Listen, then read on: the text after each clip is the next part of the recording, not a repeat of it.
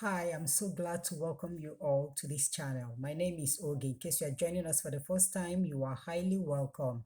And today I am going to discuss a very interesting topic with all of us on angelic visitations. I'm sure all of us know what we mean when we talk about angels. Angels are messengers that God uses to give us messages to help us out in solving our problems whenever we encounter difficulties in life. God is aware of everything we're passing through. And sometimes when we ask for help, He will send angels to help us. There are times when we don't even ask for help, but seeing that we're in difficulties, He will send His angels to help us out. So today I'm going to discuss with us about these angelic visitations. I'm going to tell you people my experience with angelic visitations. Yes, I have had several encounters with angels. I know a lot of people may have the opportunity to see angels, and a lot will not have that opportunity, but I am opportune to have encounter with them, not one, not twice. Now I'm going to start from when I was just a little girl, still in my primary school. That was when I believe everything started. But as a child, then I couldn't tell what it was. But I remember vividly when I was outside playing at night with my younger sister, and it was already late in the night, like some minutes past 10 in the night. Our parents were inside without knowing that we were still outside. Okay. So while we were playing, we were swinging with a rope tied to a tree. So while we were playing, my younger sister decided to go in because she was feeling sleepy, and I was left alone. All alone, there was nobody, no human being around that area by that time. Everybody had gone inside the house. So while I was playing, my hand just slipped from that rope, and I was about falling, and there was this heavy metal beneath me. If I should fall, my head will hit on that heavy metal, and that will result into death. But the moment my hand slipped off and I was about falling down, I felt a hand. A hand, I just fell into the arms of someone, a being. I fell into the arms of that being, and the being carried me and placed me on the floor gently. And I got up immediately to see who the person was, but there was nobody.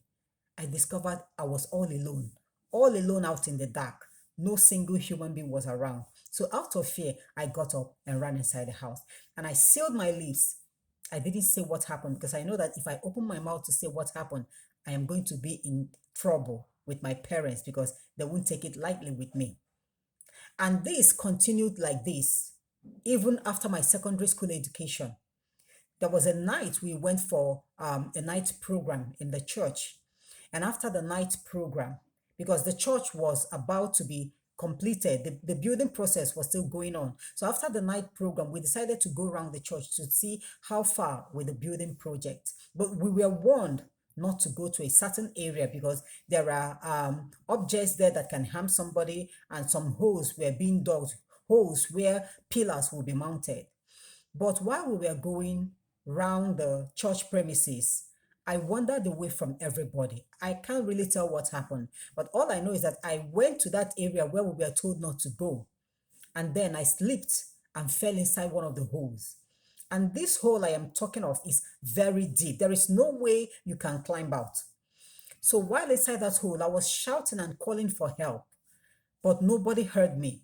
So while shouting and calling for help, I saw a hand, just a hand. I didn't see anybody, but just a hand. The hand came down into that hole, stretched out the hands, and I stretched out my hands, and that hand dragged me out from that hole. And the moment I got up, I turned to thank that person, whoever that person was, but I discovered I was all alone. There was nobody, no atom of any human being at all. I was all alone with bruises all over my body. So I started running towards other people when I saw my sister shouting my name, calling my name. She was in search of me. So she asked me what happened, and I told her everything. And we decided to seal our lips, never to tell anybody what happened. And then we went home. And my life continued this way until when I got married. The first time I came in contact with my guardian angel was when I was about getting married. The first time I came to my husband's home, according to tradition, when your bride price is paid, you are going to sleep in your husband's home for 4 days.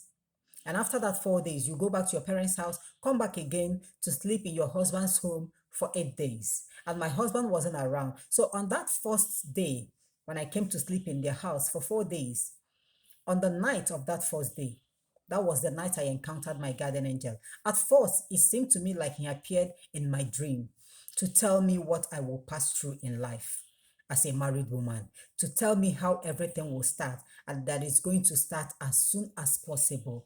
And he gave me some quotations in the Bible to read, to back up, and to get myself prepared. And he gave me a warning to be very careful with the way I deal with people. Now, that first night, I called it a dream, even though I knew it wasn't a dream, but that was what I called it. But on the second night, he repeated again. He came to remind me of the same thing he told me the last night. And this time around, how I got to know that I wasn't dreaming was when he came inside the room, he asked me to get up from the bed and sit on the bed. I got up and sat on the bed, and he was standing a little bit far from me, and he started giving me the same messages again. And after giving me that messages, he disappeared. So when he disappeared, that was when my eyes opened and I realized that I wasn't dreaming. I was actually sitting down on the bed listening to a being.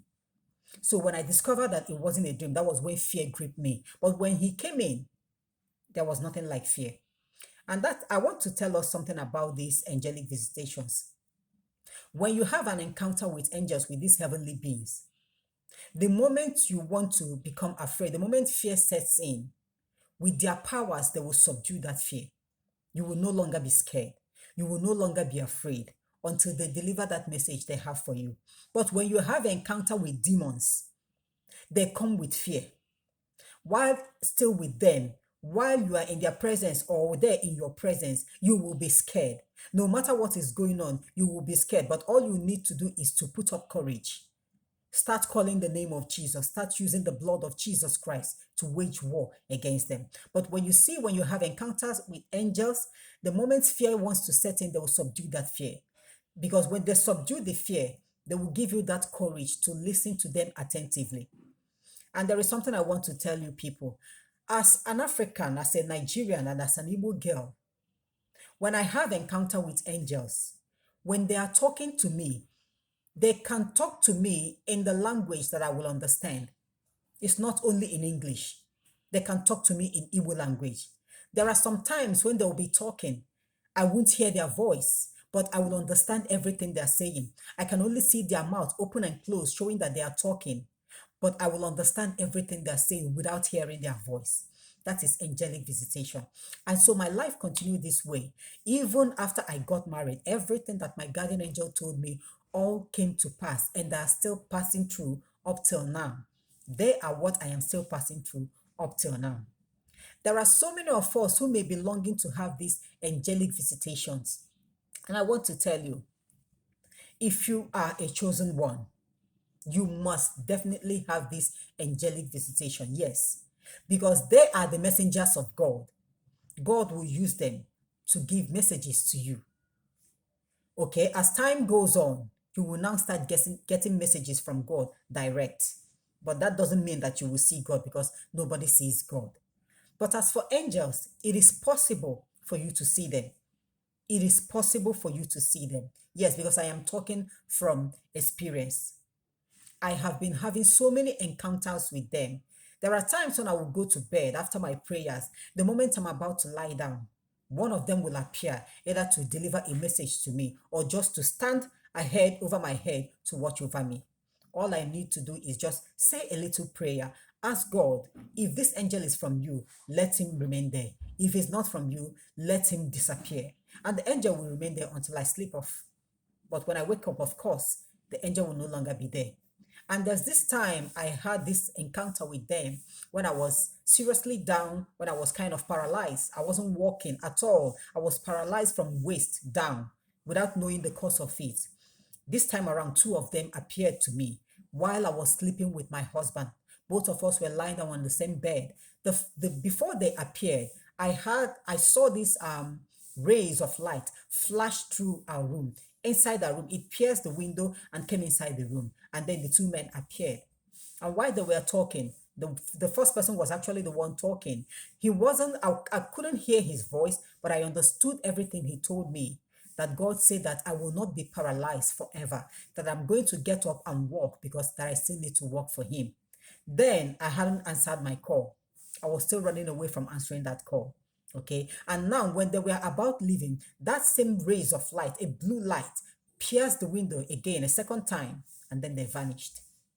So, angelic visitation is possible, angelic visitation is real, but I know that so many people will have doubts whether angels exist or not. But I want to tell you that they exist.